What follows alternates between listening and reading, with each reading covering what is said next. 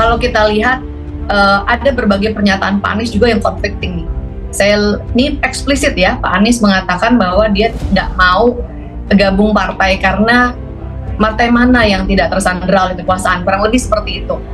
Tetapi di wawancara dengan Mbak Najwa, secara eksplisit beliau mengatakan bahwa beliau itu menawarkan diri untuk masuk ke partai, tapi partainya yang menolak. Saya nggak jelas nih alasannya apa, karena di situ alasannya nggak apa-apa biar Pak Anies dimiliki bersama-sama. Menurut saya agak janggal alasannya, karena partai itu sangat senang kalau ada kader yang bagus jadi kader internal, begitu ya. Kok ini katanya Pak Anies menawarkan diri tapi malah ditolak oleh partai, jadi conflicting nih. Di satu sisi bilang nggak mau gabung tapi ternyata menawarkan diri.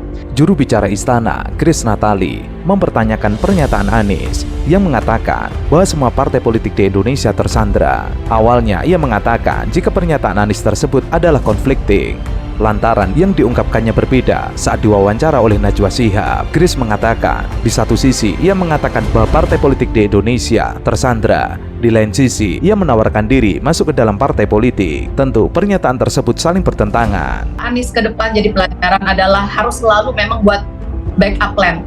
Jangan hanya bergantung pada tiket partai. Nah, kalau mau bikin partai silakan dan boleh, tapi sebagai catatan, bikin partai di Indonesia menurut Perludem, saya kutip pernyataan Mbak Titi, adalah yang tersulit di dunia syarat administrasinya. Jadi siap-siap dari sekarang, jangan nanti kalau ternyata buat partai nggak lolos verifikasi, kemudian bilang lagi nunjuk ini kekuasaan menghalangi Pak Anies. Karena dari jauh-jauh hari harus diketahui bahwa membuat partai di Indonesia syarat administratifnya yang tersulit di dunia. Silakan ditanggapi, Mas. Jadi jangan lempar kesalahan, tapi semoga bisa belajar dari peristiwa hari ini supaya lebih prepare dan lebih cerdik ya, atau cermat melihat dinamika partai politik. Karena di partai politik di mana-mana pasang spanduk, di baliho di mana-mana ternyata nggak jadi, itu udah biasa. Sudah pakai baju putih nggak jadi dilantik, itu juga peristiwa nyata yang terjadi. Grace selalu mempersilahkan kepada Anies Baswedan untuk mendirikan partai, tapi ia memberikan catatan, jika nanti verifikasi partainya ditolak, jangan menyalahkan pemerintah, karena mendirikan partai itu tidak mudah. Sesuatu yang sah, tapi real politiknya sesuatu yang amat sangat tidak mudah. Butuh uang, butuh pengorganisasian, butuh banyak hal untuk bisa ada partai politik yang bisa berkontestasi. Kalau cuma deklarasi, hey saya punya partai, itu mudah Mas Anies. Tetapi untuk kemudian partai itu bisa betul-betul maju dalam pemilu, kemudian menyodorkan gagasan dan menyodorkan orang-orangnya, itu kan prosesnya sangat tidak mudah. Ya. Anda menyadari itu dan tetap mempertimbangkan ini? Tentu. Jadi kalau kita mau berjuang, ya pasti akan menghadapi tantangan itu. Anies Rashid Baswedan menyampaikan sejumlah rencananya ke depan setelah tidak maju di Pilkada 2024. Anies Baswedan merespon usulan agar dirinya masuk partai politik atau mendirikan parpol. Anies memberikan sinyal akan membangun ormas atau partai politik. Ia awalnya menyampaikan jika hampir semua partai tersandera oleh kekuasaan, jangankan dimasuki, mencalonkan saja terancam, agak beresiko jika dirinya nantinya akan masuk partai.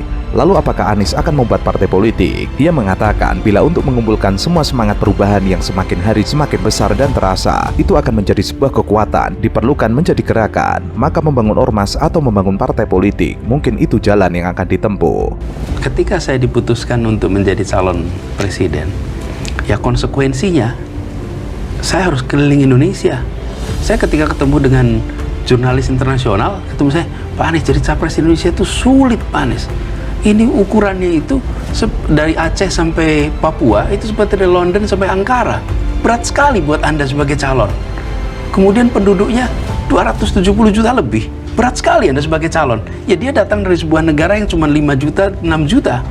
Jadi saya katakan ya memang iya, karena kondisi kita memang besar seperti ini. Sama seperti pertanyaan Nana tadi. Iya, kalau memang partai politik tentu akan berat. Kenapa?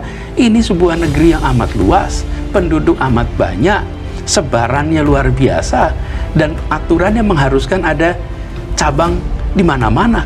Ya itu kenyataan yang harus kita jalani jika rute itu diambil.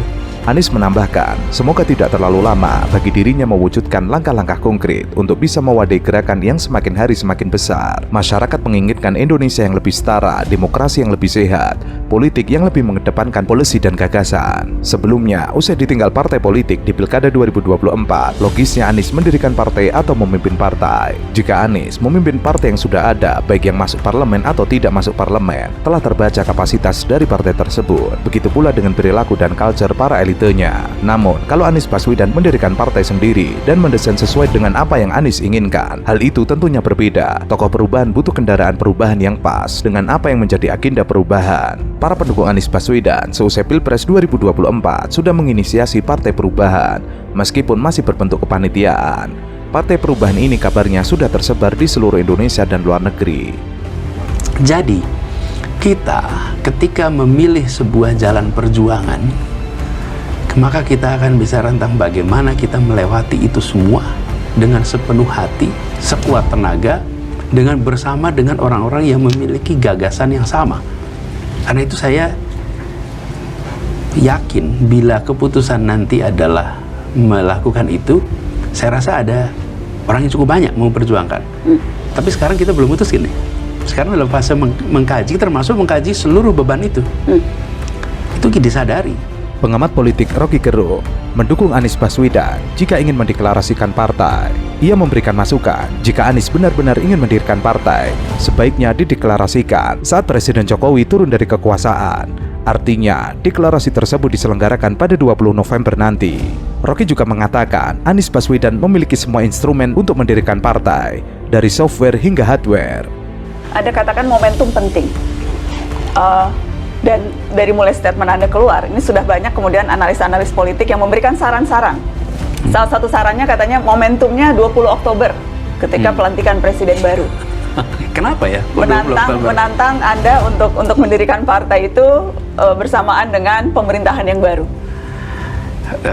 Gini, saya belum tahu ya kapan, karena juga saat ini belum diputuskan apakah akan membuat apa tidak. Tapi yang penting bahwa ketika nanti putusannya adalah membuat ormas atau partai, maka ini harus menjadi sebuah gerakan yang baru, yang berbeda. Nah, nanti kapan memunculkannya, bagaimana memunculkannya, nah itu biar dirundingkan sama-sama aja.